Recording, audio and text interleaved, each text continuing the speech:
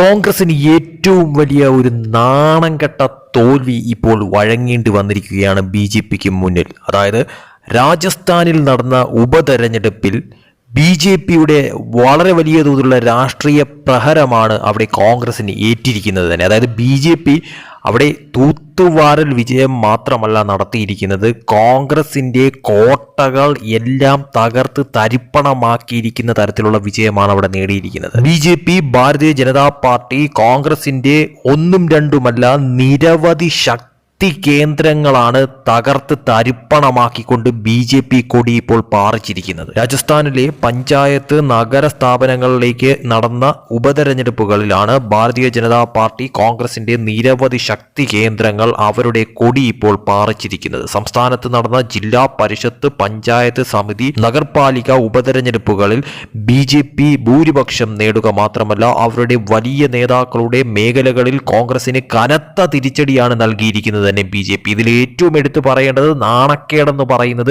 കോൺഗ്രസിന്റെ തന്നെ സംസ്ഥാന പ്രസിഡന്റ് ആയിട്ടുള്ള ഗോവിന്ദ് സിംഗ് ദോത്താസാരയ്ക്കാണ് ഏറ്റവും വലിയ തിരിച്ചടി ഇപ്പോൾ നേരിടേണ്ടി വന്നിരിക്കുന്നത്. അതായത് Lakshmangarh Nagarpalika ward number 9 B J P സ്ഥാനാർത്ഥിയായിട്ടുള്ള സരിത ശർമ്മ കോൺഗ്രസിന്റെ വന്ദന ശർമ്മയെ 365 വോട്ടുകൾക്ക് പരാജയപ്പെടുത്തിയിരിക്കുകയാണ്. അതോടൊപ്പം തന്നെ ദോത്താസരയുടെ സ്വന്തം മണ്ഡലത്തിലാണ് ഈ ഒരു പരാജയം സംഭവിച്ചത് എന്നുള്ളത് വ്യക്തമായതോടെ ഈ പരാജയം കോൺഗ്രസിന് കൂടുതൽ നാണക്കേടായി മാറി എന്നുള്ളതാണ് ഏറ്റവും വലിയൊരു കാര്യമെന്ന് പറയുന്നത്. അതായത് സംസ്ഥാന പ്രസിഡന്റിന്റെ തന്നെ സ്വന്തം മണ്ഡലത്തിലാണ് ഈ കനത്ത തിരിച്ചടി കോൺഗ്രസ് ഇപ്പോൾ ഏറ്റുവാങ്ങേണ്ടി വന്നിരിക്കുന്നത്. മറുവശത്ത് മുൻ മുഖ്യമന്ത്രിയായിട്ടുള്ള വസുന്ധര രാജയുടെ ശക്തി കേന്ദ്രമായ ജലവാറിൽ ബി ജെ പി ശക്തമായ വിജയം നേടുകയും ചെയ്തിരിക്കുകയാണ്. ജലവാർ ജില്ലാ പരിഷത്തിന്റെ 5ാം വാർഡിൽ ബി ജെ പിയുടെ കൈലാഷ് ചന്ദ് വർമ്മ കോൺഗ്രസിന്റെ മനോജ് കുമാറിനെ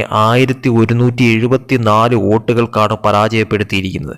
ജലവാർ മുനിസിപ്പാലിറ്റിയുടെ 13ാം വാർഡിൽ ബി ജെ പി സ്ഥാനാർത്ഥി പുൽകിത് അഗർവാൾ കോൺഗ്രസിന്റെ അനുഫ തിവാരിയെ 402 വോട്ടുകൾക്ക് പരാജയപ്പെടുത്തിയിരിക്കുകയാണ്. വസുന്ധര രാജയുടെ കോട്ട ഇപ്പോഴും അഭേദ്യമാണെന്ന് ഈ ഒരു റിസൾട്ട് ഇപ്പോൾ വ്യക്തമാക്കിയിരിക്കുകയാണ്. അൽവാറിലും ബി ജെ പി കോൺഗ്രസിന്റെ പ്രശ്നങ്ങൾ വർദ്ധിപ്പിച്ചിരിക്കുകയാണ്. ഇവിടെ കോൺഗ്രസ് എം പി സഞ്ജന ജാദവിന്റെ സ്വന്തം പാർട്ടിക്ക് സ്വന്തം വാർഡിൽ നിന്ന് പരാജയം നേരിടേണ്ടി വന്നിരിക്കുകയാണ്. ആൽവാർ ജില്ലാ പരിഷത്തിന്റെ 29ാം വാർഡിൽ ബി ജെ പിയുടെ മുന്നീബായി കോൺഗ്രസിനെ 1280 വോട്ടുകൾക്ക് പരാജയപ്പെടുത്തുകയും സഞ്ജന ജാദവ് എം പി ആയപ്പോൾ ഒഴിഞ്ഞുകിടന്ന അതേ വാർഡാണ് ഇതെന്നുള്ളതും ഹൈലൈറ്റ് ആണ്. എം പിയേക്കാൾ ബി ജെ പിയിലാണ് പൊതുജനങ്ങൾ കൂടുതൽ വിശ്വാസം പ്രകടിപ്പിച്ചതെന്ന് വ്യക്തമായിരിക്കുന്നു. അതോടൊപ്പം തന്നെ രാജ്സമന്ദ് ജില്ലാ പരിഷത്ത് വാർഡ് ബി ജെ പി സ്ഥാനാർത്ഥി ദല്ലാ റാം 2995 വോട്ടുകൾ നേടി വിജയിച്ചിരിക്കുന്നു.